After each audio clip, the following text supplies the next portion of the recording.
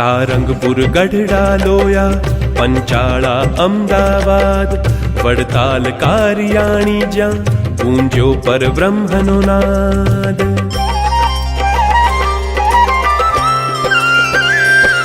સારંગપુર ગઢડા લોયા પંચાળા અમદાવાદ વડતાલ કારિયાણી જ્યાં ગુંજ્યો પર બ્રહ્મનો નાદ